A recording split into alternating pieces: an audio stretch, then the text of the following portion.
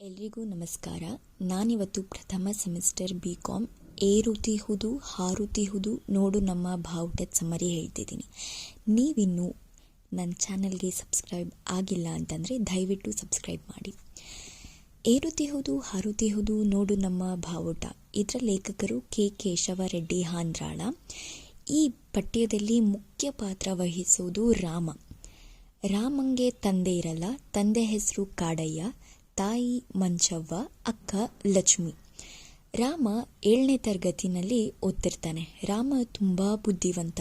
ಮನೆಯಲ್ಲಿ ಏನೇ ಕೆಲಸ ಇದ್ರೂ ತಾನೇ ಮಾಡ್ತಾ ಇರ್ತಾನೆ. ಕಟ್ಟಿಗೆ ತರೋದು, ಮಣ್ಣು ತರೋದು, ಹೀಗೆ ತುಂಬ ಕೆಲಸಗಳು ರಾಮನೇ ಮಾಡ್ತಿರ್ತಾನೆ. ಯಾಕೆ ಅಂತಂದರೆ ರಾಮಂಗೆ ತಂದೆ ಇರೋದಿಲ್ಲ.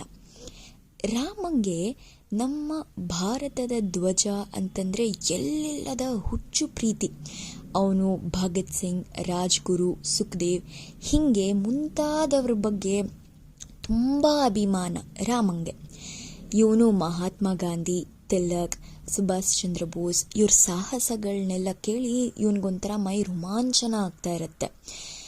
ಹಾಗೆ ರಾಮಂಗೆ ಶಾಲೆಯಲ್ಲಿ ನಡೆಸುವ ಸ್ವಾತಂತ್ರ್ಯ ದಿನಾಚರಣೆಯಲ್ಲಿ ಇವನು ಪ್ರಾರ್ಥನೆಗೆ ಪಾಲ್ಗೊಳ್ಬೇಕು ಅಂತ ತುಂಬ ಆಸೆ ಇರುತ್ತೆ. ಆದರೆ ರಾಮನ ಹತ್ರ ಯೂನಿಫಾರ್ಮ್ ಇರಲ್ಲ. ಯೂನಿಫಾರ್ಮ್ ಇಲ್ಲದೆ ಶಾಲೆಯ ಹೆಡ್ ಮಾಸ್ಟರ್ ಆದ ನಾಗಯ್ಯ ಶಾಲೆ ಒಳಗಡೆ ಬಿಡ್ತಾ ಇರಲಿಲ್ಲ. ಈ ರಾಮಂಗೂ ನಾಗಯ್ಯ ಹೆಡ್ ಮಾಸ್ಟರ್ಗೂ ಅಷ್ಟಕ್ಕಷ್ಟೆ. ಈ ಸತಿಯಾದರೂ ಪ್ರಾರ್ಥನೆಗೆ ಪಾಲ್ಗೊಳ್ಬೇಕು ಅಂತ ರಾಮ ತನ್ನ ತಾಯಿ ಹತ್ರ ಯೂನಿಫಾರ್ಮ್ ಹೊಲಿಸ್ಕೊಡಮ್ಮ ಅಂತ ಕೇಳೋಣ ಅಂತ ಅಂದ್ಕೊಂಡು ಹೋಗ್ತಾನೆ. ಅಲ್ಲಿ ಅಮ್ಮನ ಸೀರೆ ನೋಡಿ, ಅಕ್ಕ ಲಕ್ಷ್ಮಿಯ ರೌಕೆ ನೋಡಿ ಅವನಿಗೆ ತುಂಬ ಬೇಜಾರಾಗಿ ಕೇಳೋದಿಲ್ಲ. ಹಾಗೆ ರಾಮನ ತಾಯಿಗೂ ತನ್ನ ಮಗನಿಗೆ ಯೂನಿಫಾರ್ಮ್ ಹೊಲಿಸ್ಕೊಡ್ಬೇಕು ಅಂತ ತುಂಬ ಇರುತ್ತೆ. ಆದರೆ ದುಡ್ಡಿಲ್ಲದ ಕಾರಣ ಅವಳಿಗೆ ಹೊಲಿಸ್ಕೊಡೋಕ್ಕೆ ಆಗ್ತಾ ಇರಲ್ಲ. ಹರಿಜನರಿಗೆ, ಶ್ರೀಮಂತರಿಗೆ ಇವ್ರುಗಳಿಗೆಲ್ಲ ಯೂನಿಫಾರ್ಮ್ ಸಿಗ್ತಾ ಇರುತ್ತೆ. ಆದರೆ ಬಡವರಲ್ಲಿ ಯಾವ ಜಾತಿ ಆದ್ರೂ ಯೂನಿಫಾರ್ಮ್ ಇವ್ರುಗಳಿಗೆ ಸಿಗ್ತಾ ಇರಲ್ಲ. ಇದರಿಂದ ರಾಮಂಗೆ ತುಂಬ ಬೇಜಾರಾಗತ್ತೆ. ಆದರೂ ಸ್ವಾತಂತ್ರ್ಯ ದಿನಾಚರಣೆಯಲ್ಲಿ ಹೆಂಗಾರೂ ಮಾಡಿ ನಾನು ಈ ವರ್ಷ ಪಾಲ್ಗೊಳ್ಳಲೇಬೇಕು ಅಂತ ತೀರ್ಮಾನ ಮಾಡಿಬಿಡ್ತಾನೆ.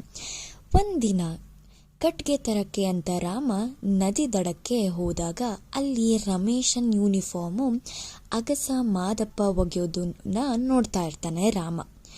ಈ ರಮೇಶ ಯಾರಪ್ಪ ಅಂತಂದರೆ ರಾಮನ ಸ್ನೇಹಿತ, ಶಾಲೆಯಲ್ಲಿ ರಾಮನ ಸ್ನೇಹಿತ.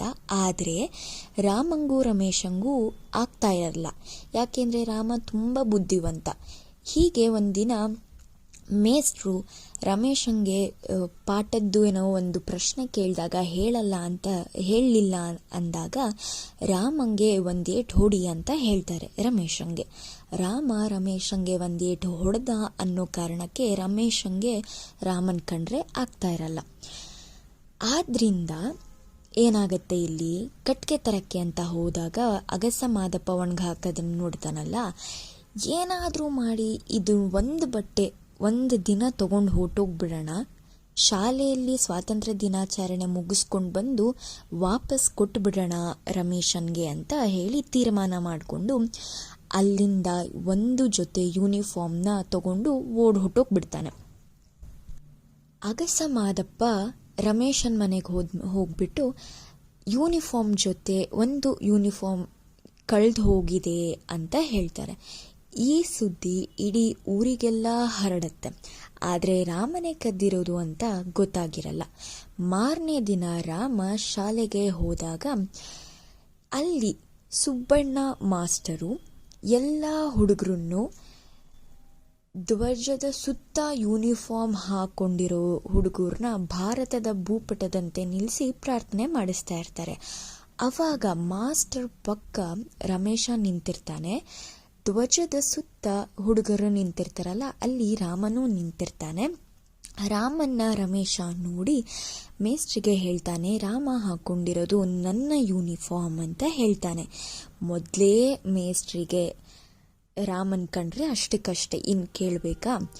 ಅದಕ್ಕೆ ರಾಮನ ಹತ್ರ ಹೋಗಿ ಹೆಡ್ ಮಾಸ್ಟರ್ ಒಂದು ತಲೆಗೆ ಹೊಡೆದು ಕದ್ಬಿಟ್ಟು ಹಾಕೊಂಡು ಬರ್ತೀಯನೋ ಯೂನಿಫಾರ್ಮ್ನ ಅಂತ ಚೆನ್ನಾಗಿ ಬೈದು ಶಾಲೆಯಿಂದ ಹೊರಗಡೆ ಹಾಕ್ಬಿಡ್ತಾರೆ ಹೆಡ್ ಮಾಸ್ಟರ್ ನಾಗಯ್ಯ ರಾಮನ್ನ. ಈ ವಿಷಯ ತಿಳಿದು ತಾಯಿ ಮಂಚವ್ವ ತುಂಬ ಕೋಪ ಮಾಡ್ಕೊಂಡ್ಬಿಟ್ಟಿರ್ತಾಳೆ. ರಾಮ ಮನೆಗೆ ಹೋಗೋ ಹೊತ್ತಿಗೆ ತಾಯಿ ಮಂಚವ್ವ ಸರಿಯಾಗಿ ಪರ್ಕೆ ಗಿರ್ಕೆ ಇಟ್ಕೊಂಡು ಹೊಡೆಯೋಕ್ಕೆ ನಿಂತಿರ್ತಾಳೆ. ಹೊಡಿತಾಳೆ. ಆದರೆ ಅಷ್ಟೊತ್ತಿಗೆ ಅಕ್ಕ ಲಕ್ಷ್ಮಿ ಬಂದು ತಡಿತಾಳೆ. ರಾಮ, ತಪ್ಪಾಯ್ತಮ್ಮ, ಇನ್ಮುಂದೆ ಮತ್ತೆ ಈ ಥರ ನಾನು ಮಾಡೋದಿಲ್ಲ ಅಂತ ಹೇಳಿ ಕ್ಷಮಿಸ್ಬಿಡು ನನ್ನ ಅಂತ ಬೇಡ್ಕೊತಾನೆ ರಾಮ. ರಾತ್ರಿ ಇಡೀ ರಾಮಂಗೆ ನಿದ್ದೆ ಬರಲ್ಲ. ನಾನು ಒಬ್ಬನೇ ಧ್ವಜದ ಮುಂದೆ ನಿಂತ್ಕೊಂಡು ಏನಾದರೂ ಒಂದು ಯೋಚನೆ ಮಾಡಬೇಕು ಅಂತ ಶಾಲೆ ಹತ್ರ ಹೋಗ್ತಾನೆ. ಸ್ವಾತಂತ್ರ್ಯ ದಿನಾಚರಣೆ ದಿನಾನೇ ಹೋಗ್ತಾನೆ. ಒಬ್ಬನೇ ಧ್ವಜದ ಮುಂದೆ ನಿಂತ್ಕೊಂಡು ಏನೋ ಯೋಚನೆ ಮಾಡ್ತಾ ಇರ್ತಾನೆ. ಅವನಿಗೆ ಪಿಸ ಪಿಸ ಅಂತ ಮಾತು ಕೇಳಿಬರುತ್ತೆ. ಯಾರಿದು ಈ ಮಧ್ಯರಾತ್ರಿಲಿ ಶಬ್ದ ಕೇಳಿಸ್ತಿದೆಯಲ್ಲ ಅಂತ ಹೋಗಿ ನೋಡ್ತಾನೆ. ಚಲುವಿ ಅಂದರೆ ಇವನಿಗೆ ಗೊತ್ತಿರೋಂಥ ಹುಡುಗಿಯ ಮೇಲೆ ಹೆಡ್ ಮಾಸ್ಟರ್ ಮತ್ತು ಪ್ರೆಸಿಡೆಂಟ್ ಇಬ್ಬರು ಅವಳ ಮೇಲೆ ಆಕ್ರಮಣ ಮಾಡ್ತಾ ಇರ್ತಾರೆ. ಇದನ್ನು ನೋಡಿ ರಾಮಂಗೆ ಮೈ ರೋಮಾಂಚನ ಆಗೋಗ್ಬಿಡುತ್ತೆ. ಏನಿದು ಅಂತ ತಕ್ಷಣಕ್ಕೆ ಇವನಿಗೆ ಆ ಹುಡುಗಿನ ಚಲುವಿನ ಕಾಪಾಡಬೇಕು. ಹೆಂಗೆ ಕಾಪಾಡಲಿ ಅಂತ ಯೋಚನೆ ಮಾಡಬೇಕಾದ್ರೆ ಧ್ವಜನ ನೋಡ್ತಾನೆ. ಧ್ವಜನ ನೋಡಿ ಧ್ವಜದ ಕಂಬವನ್ನು ಕಿತ್ತು ಹೆಡ್ ಮಾಸ್ಟರ್ ಮತ್ತು ಪ್ರೆಸಿಡೆಂಟ್ ಕಣ್ಣಿಗೆ ತಿವಿತಾನೆ. ಅವರಿಬ್ಬರೂ ಅಯ್ಯೋ ನನ್ನ ಕಣ್ಣು ಹೊಟ್ಟೋಯ್ತು ಅಂತ ಜೋರಾಗಿ ಕಿರ್ಚ್ಕೊಂಡ ತಕ್ಷಣ ಚಲುವಿನ ಎಳ್ಕೊಂಡು ಬಂದು ರಾಮ ಆ ಧ್ವಜ ಏನಿರುತ್ತೆ ಧ್ವಜನ ಚಲುವಿ ಸುತ್ತಾನೆ. ಬಟ್ಟೆ ಥರ ಅದನ್ನು ಸುತ್ತಿ ಅವಳನ್ನು ರಕ್ಷಣೆ ಮಾಡ್ತಾನೆ.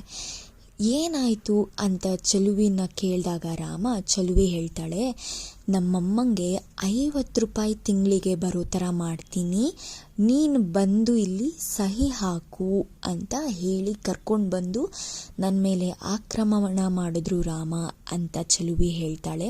ಹೇಳಿ ನಿಜವಾಗ್ಲೂ ನೀನು ದೇವ್ರ ಥರ ಬಂದು ನನ್ನ ಕಾಪಾಡಿಬಿಟ್ಟೆ ಕಣೋ ಅಂತ ಹೇಳ್ತಾಳೆ ಚಲುವಿ.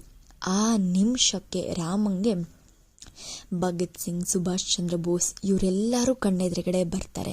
ನಾನು ಅವ್ರು ಮಾಡಿದಷ್ಟು ಸಾಹಸ ಮಾಡಿದ್ದೀನೋ ಇಲ್ವೋ, ಆದರೆ ನಾನು ಒಂದು ಹೆಣ್ಮಗುನ ಕಾಪಾಡಿದ್ದೀನಿ ಅನ್ನೋ ಒಂದು ಧೈರ್ಯ ಅವನಿಗೆ ಬರುತ್ತೆ, ಒಂದು ಹೆಮ್ಮೆ ಅವನಿಗೆ ಬರುತ್ತೆ. ಇದನ್ನು ಹೇಳಿ ನಾನು ಏರುತ್ತಿಹುದು ಹಾರುತ್ತಿಹುದು ನೋಡು ನಮ್ಮ ಬಾವುಟದ ಸಾರಾಂಶ ಮುಗಿಸ್ತೀನಿ. ಈ ವಿಡಿಯೋ ನಿಮಗಿಷ್ಟ ಆಗಿದ್ರೆ ದಯವಿಟ್ಟು ಲೈಕ್, ಶೇರ್ ಮತ್ತು ಸಬ್ಸ್ಕ್ರೈಬ್ ಮಾಡಿ. ಧನ್ಯವಾದಗಳು.